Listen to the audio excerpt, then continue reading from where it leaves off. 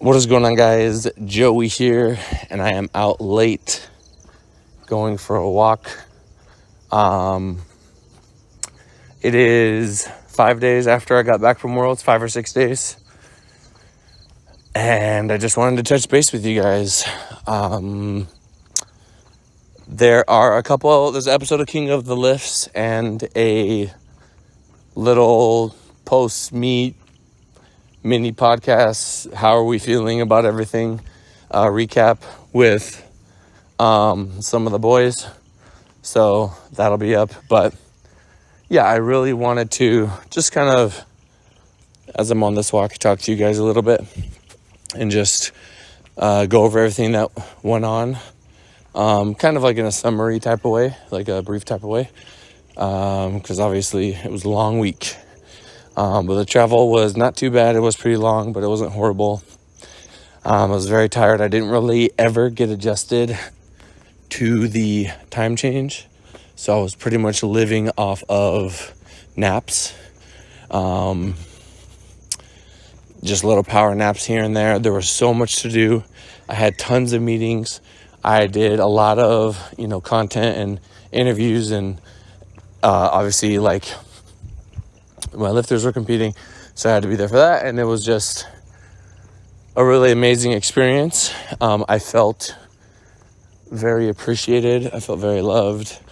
I met a lot of people from all over the world that said very nice things, and it really just motivated me to want to continue to do this and push things higher, and to it just let me know.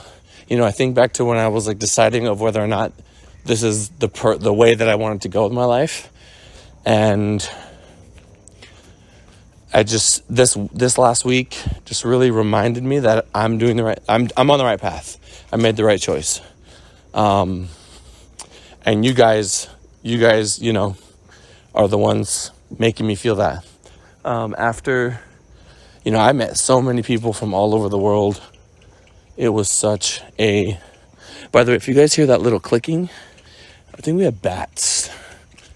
Yeah, it's definitely bats. Anyway, met so many people from all over the world. It was just an amazing experience. Honestly, it's my favorite Worlds of all time. Obviously, for the team, the FLEXX boys, Team USA won. But, Carl taking the 74s against Taylor, absolutely insane. Like, literally, what is even happening right now? I knew we'd have a shot, and I had many talks with him before the meet. So, an opportunity may open up. We need to be ready, this and that. If you see it, take it. But at the same time, you're super young. Your time is coming no matter what. And for him to, obviously, like, things had to go our way. But for him to pull for the win, in a flight with the GOAT and a very strong Tim Monagatti. I hope I said his name right. Oh man, fuck, dude. It started the week off like great, like extra credit. Like, wow. Taylor could have came in strong. If he would have got that squat and pulled a little bit less, he probably would. It would have been tough to catch him. We'd had to pull, probably a little bit more. And I think Carl was ready to do it. But,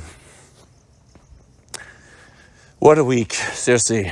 And then Delaney, we came in pretty strong. We were dealing with a little bit of injuries after coming, turning around right from Sheffield. And so his squat was a little bit more narrow than normal. And he hit a third successful squat, but the jury took it away, which kind of put us back. And then on bench, I really just think we weren't executing.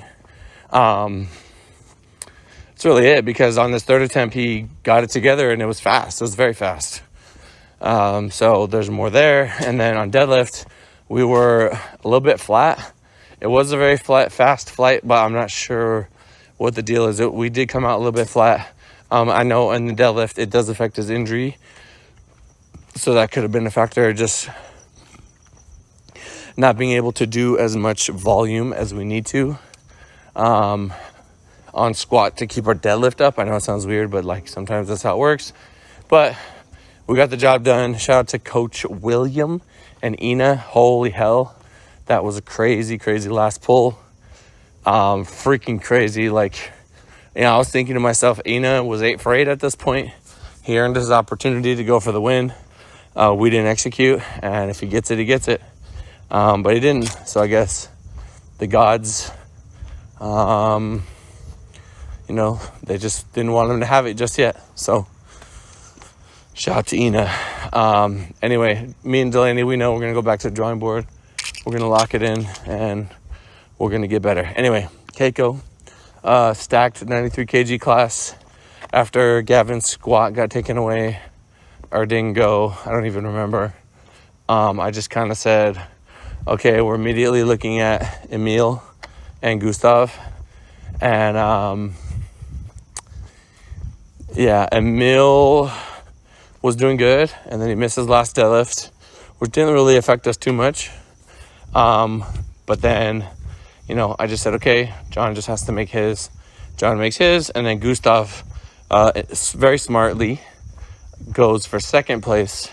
Doesn't have to pull too hard, jumps over Emil. And I was saying that, like, you get punished so bad when you go against a big deadlifter and you miss, because like let's say you're fighting somebody in the front, they finish, you miss, now you're second, and then the big deadlifter jumps out of nowhere and gets you. So it was very crazy to see that all play out. Then Sasha pulled like 804. Holy crap, super crazy. Really happy to have John get it done. He really deserved that. And just feels right. Something about Keiko being champ feels right. I don't know. But I shout out to the 93s. And then Mikey, again, kind of like Delaney, needed an off season. If you look at Delaney and Emil's totals, they kind of just were degrading the longer that they went without off seasons. And we're definitely at that point. So hopefully they can both get healed up and, bring something even better next year. But yeah, Mikey was able to lock in 4th place. We had one guy come back after serving a suspension, which was pretty interesting. I believe that guy took 2nd, and then Emil took 3rd, and then Mikey 4th. So not too bad considering he's beat. But I know he is capable of a 950 plus, and we just need the time to get healthy, fix everything up, and then train how we need to train. We're kind of on the right track, but how people can want to try different things, and Mikey made a suggestion. And to be honest, I didn't think it was a bad plan. It's just hard when I feel like we found the right combination of lifts now, which we kind of had before.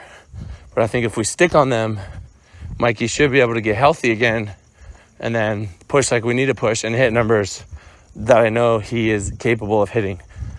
By the way, I'm walking outside. It's super cold, and I feel like it's affecting my speech. But, anyway, almost done. 120s, it was cool to watch. We had the girls going opposite of them. Amanda just, kind of going for best lifter and stuff, just having fun. But, yeah, she did good. I want to also shout out Natalie Khan, I think it's Khan, and Jochen. I don't know how to say his name correctly, because I'm an ignorant American, and all the Belgian boys, and all my lifters that I had there, the Swedish team. It was amazing to meet you all. It was really fun to be there, and you guys make me feel like I'm just in the right place.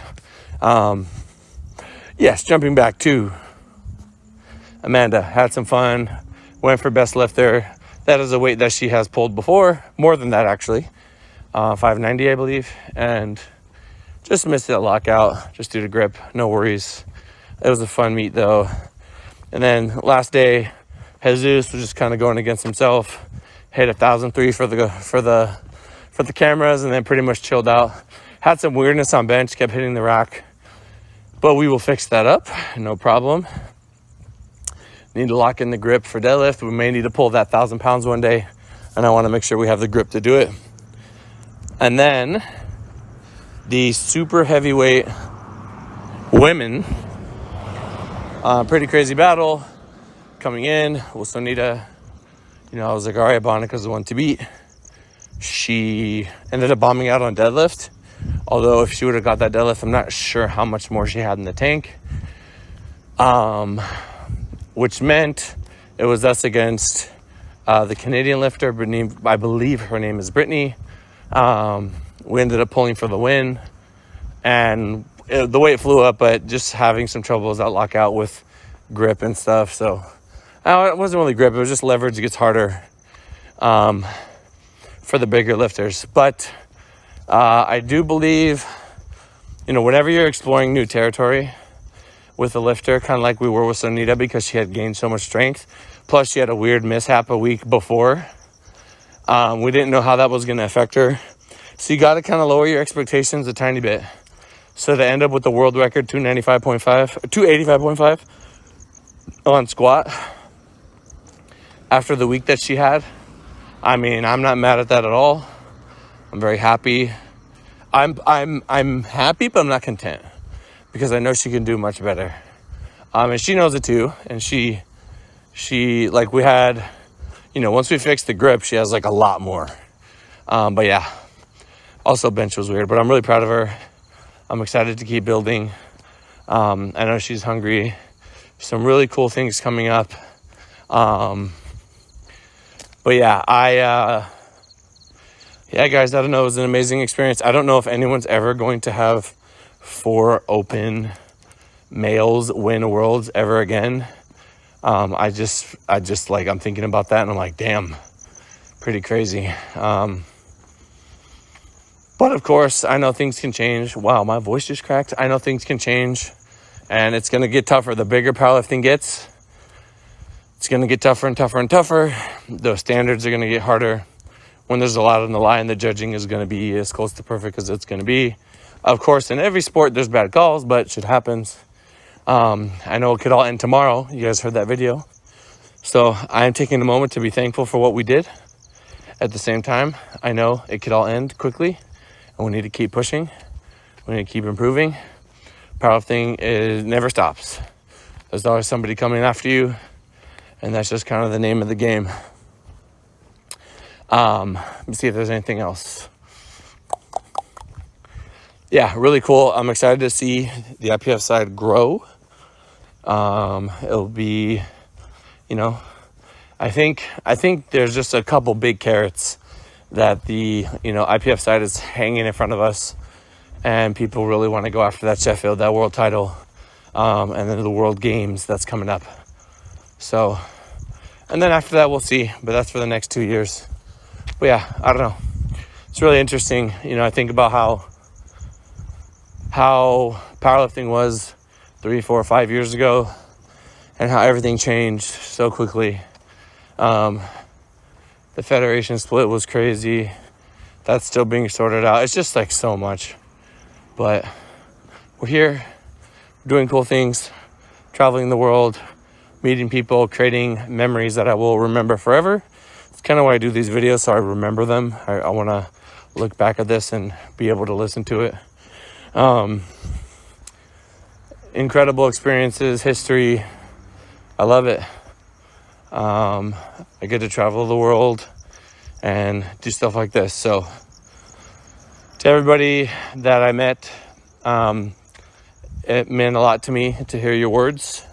I hope you stay healthy and strong. And I don't really know what to say, guys. On to the next one, I guess. Let's see when that is. Anyway, if you guys made it this far, can I get a hashtag champs, hashtag world champs in the bottom?